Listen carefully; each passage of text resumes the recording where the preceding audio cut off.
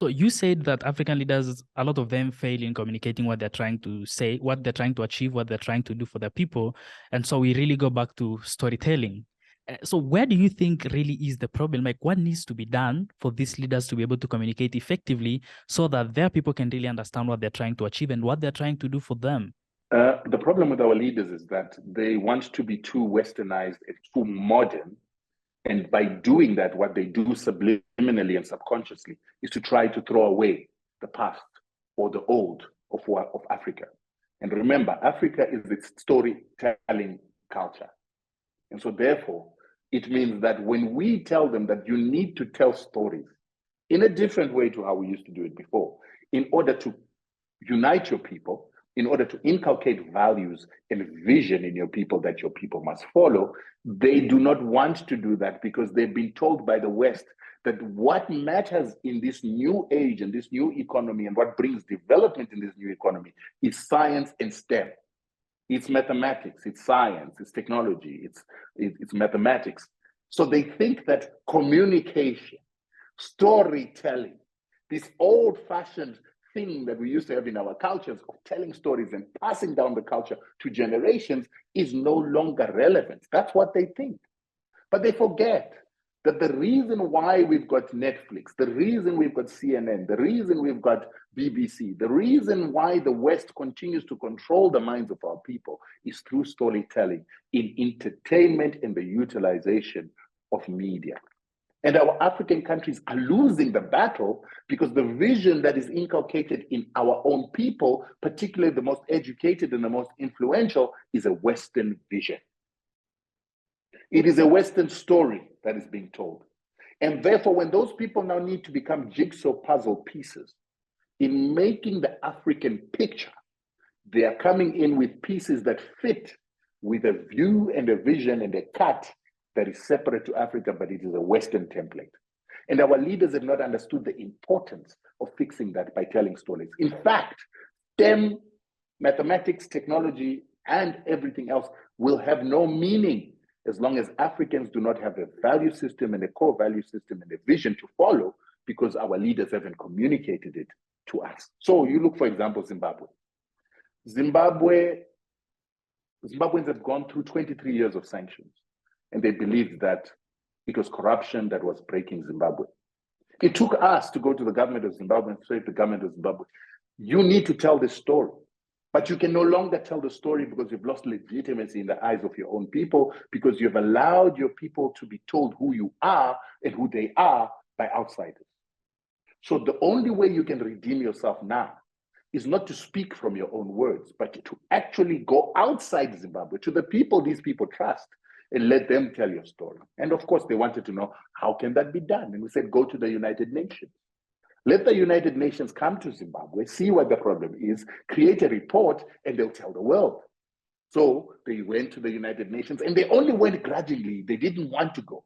But Zimbabwe in 2001 suffered the threat of being blacklisted by the Financial Action Task Force after they'd been put on the grey list. I sincerely believe that Zimbabwe did not tick all the boxes to be removed from the Financial Action Task Force list. But we told them that if you don't go and call the United Nations to come and pronounce that there are sanctions to the world and to pronounce that the sanctions block your legitimate channels to the financial system and forces you to use other alternatives, which is now being called money laundering, which is now going to get you blacklisted, you are going to get blacklisted. And because of the threat of blacklisting, not sanctions, because now the blacklisting was going to make the sanctions worse. It was going to internationalize the sanctions. They were forced to go to the UN where we had been advising them to go. And when they went to the UN and they asked the UN to come, the UN came and it confirmed Zimbabwe is under sanctions.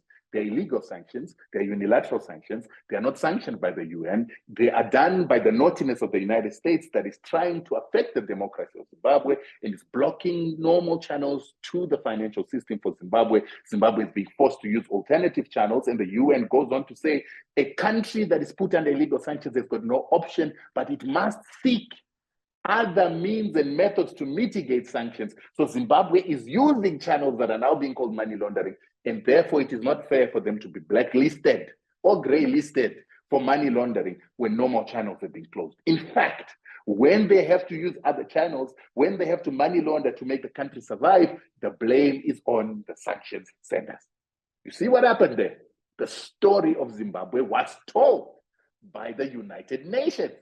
It was told to the world, it was told to Zimbabwe's neighbors, it was told to the United Nations, and it was told to the General Assembly. Now, all of a sudden, the leaders of Africa stood up to say Zimbabwe's had sanctions, they must go. The story had been told. The neighbors of Zimbabwe now stood up and said, we can't have these sanctions on Zimbabwe because now we understand that the reason we've got refugees in our country, the reason why Zimbabweans are coming into our country and jumping our borders is because of these sanctions. See the power of telling a story? But it took the United Nations to tell our story because people in Africa don't tell their own stories. Right now, we've got another documentary that was done by Al Jazeera, used by the Americans, to tell a story that Zimbabwe is smuggling gold, right? And the intention of telling this story is to try and ban Zimbabwean gold from the international market. We told the Zimbabwean government 3 years ago to start making its own documentaries that explain how sanctions work, that explain how sanctions close government-owned institutions that sell Zimbabwean minerals, including gold, thus preventing Zimbabwe from going to the London Bullion Market Exchange Association to sell its gold, and Zimbabwe has to look for alternative channels to sell its gold. The Zimbabwean government did not do those documentaries. It did not teach the Zimbabwean people that the sanctions forced the government not to be able to sell its own minerals. Zimbabwe created a company called the Minerals Marketing Minerals Marketing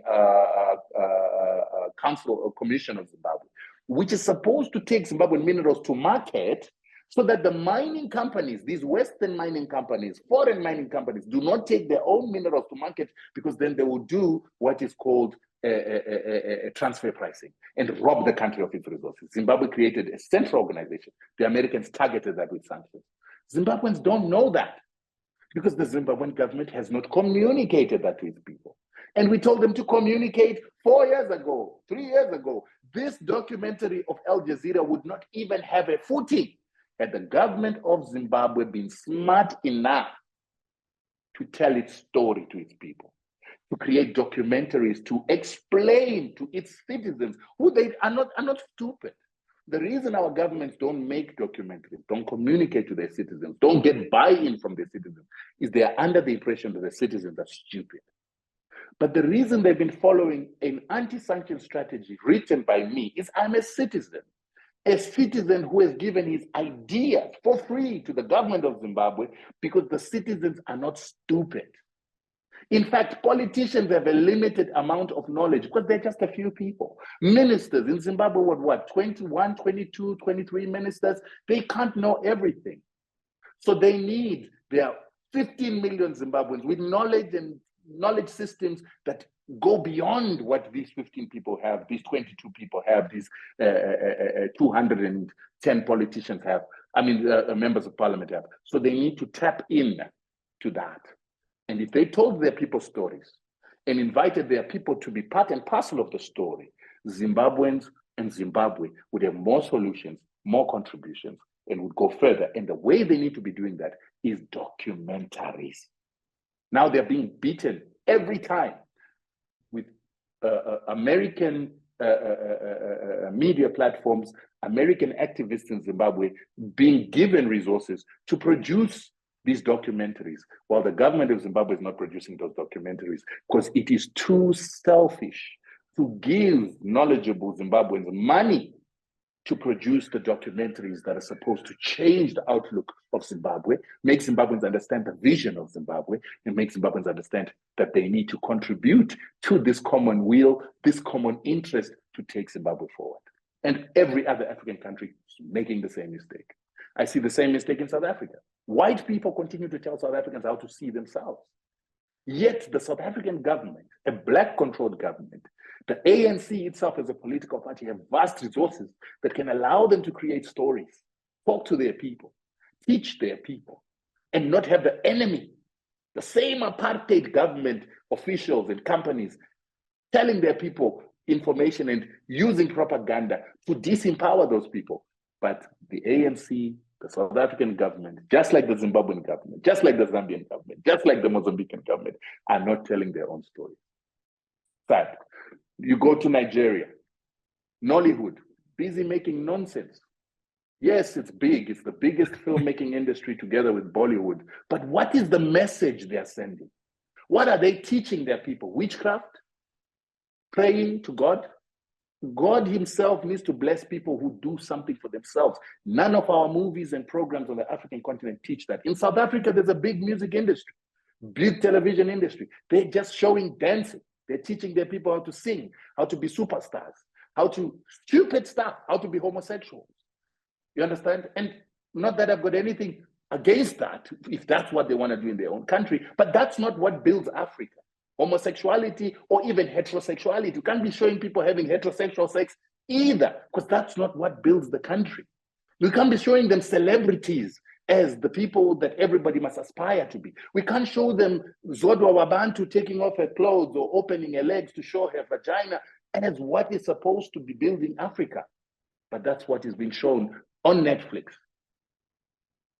And there are Black directors sitting on Netflix, allowing this decadent culture to be inculcated into Africans instead of the African vision being inculcated in the African. That's problematic. Give an example of South Africa and the content that they're creating. Why do you think they're creating this content? Is it that this is the type of content that people are consuming the most compared to educational content if they're to create such?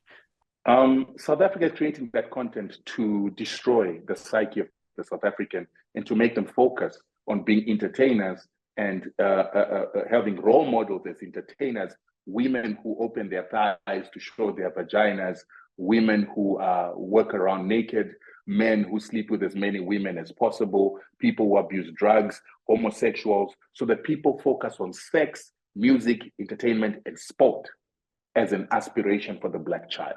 They want our children to look up to that culture. They want our children to focus to that culture. You understand? They must focus on drugs. They must focus on sniffing cocaine. They must focus on being Insta famous. They must focus on being fashion designers. But they must never focus on the real things that are going to give Africans the power in future. They must not focus on farmers. They must not focus on miners. They must not focus on industrialists. They must not focus on people who are in real quality businesses that develop nations. They mustn't focus on the banker. They mustn't focus on the insurance owner. They totally ensure that Africans don't see that lifestyle and they focus on everybody else. In South Africa, they also focus on people who have tenders. So they're telling the African in South Africa that you can only make money if you've got tenders. You can only make money if you're an entertainer. You can only make money if you dance. You can only make money if you're a woman, if you show your vagina. You can only make your money in the music industry and as a rap artist. But those professions do not develop a nation. Those professions were created to dumb down the thinking of people, to keep people sitting in front of a TV, not to grow nations. And the reason they do that is so that they focus Africans on those silly things so that they don't control their resources, they don't control their land, they do not farm, they do not produce. So the people of the country are then conditioned to want to see that. And then the content producers say, we're creating that content because that's what our people want to see. No, you've conditioned them to see that. One of the things that made Zimbabweans very educated is that when we grew up with one television station, and that television station showed a lot of educational stuff, documentaries on how industry works, how a car is made, and so forth and so on. This is what is missing in Africa. And this is what I wish people like Strive Masiwa, who sit on Netflix's board of directors, they need to make sure that this is what Africa focuses on. And now we've got our own television stations allowing us to watch this nonsense. That's programs Africans to be dancers, singers, and entertainers. And while we're doing that, we're allowing Netflix to come in. We're allowing DSTV to come in. We're allowing China Net to come in.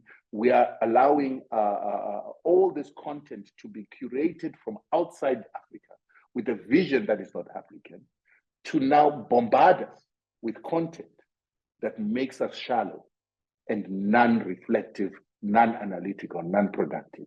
They teach us to be consumers. Then we go to TikTok. TikTok algorithms are being made by the Chinese to focus the content that comes to Africans and everybody else to be about entertainment. Yet when you go to China, what they're teaching is their kids are seeing people who are producing rockets, people who are producing cars, people who are producing computers. America does the same with Twitter, and they do the same with Facebook. And this is sad.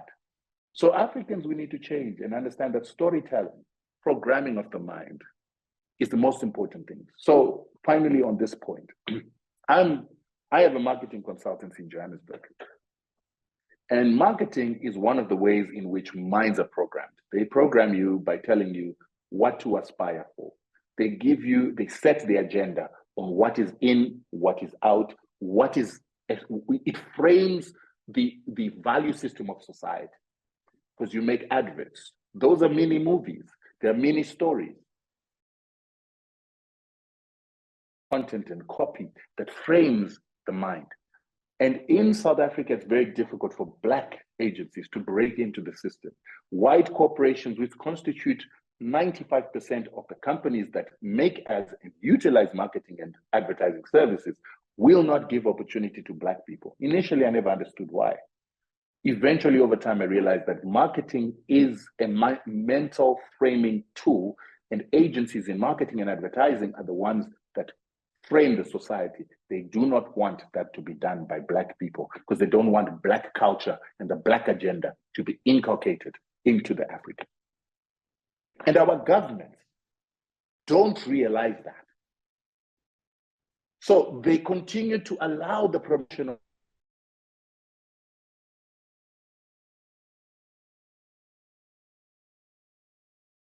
the advertising industry by giving the same dominant white industries the contracts to even advertise for our government.